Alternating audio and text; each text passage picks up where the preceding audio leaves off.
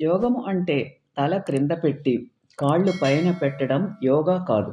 శ్వాస బంధించటం, శరీరాన్ని మెలితిప్పడం యోగా కాదు.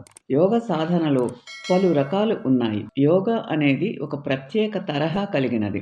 యోగా అంటే ఐక్యం. ఈ విశ్వంలో నీవు ఎవరో తెలుసుకొని జీవించటం ఒక యోగము. నవీన విజ్ఞాన శాస్త్రం యోగా మనం చూస్తున్నదంతా ఒకే రకమైన శక్తి అని, అది భిన్న రూపాలలో కనిపిస్తుందని చెబుతున్నది.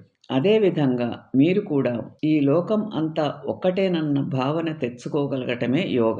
యోగా ఒక విజ్ఞాన శాస్త్రం. భౌతిక శరీరం బాగుకు విధానాలు ఉన్నట్లే అంతర్గత బాగు కోసం అందించినదే యోగ. యోగా అనేది భారతదేశంలో పుట్టిన ఒక శాస్త్రం. ఇక్కడి సంస్కృతి అందించిన వరం. దీనిని హిందువులు తొలుత కనుక్కున్నారు. పతంజలి మహర్షి రచించిన యోగ శాస్త్రము ప్రామాణికము. ఈ వీడియో మీకు నచ్చితే లైక్ చేసి, షేర్ చేసి, సబ్స్క్రైబ్ చేయండి. Please subscribe my channel.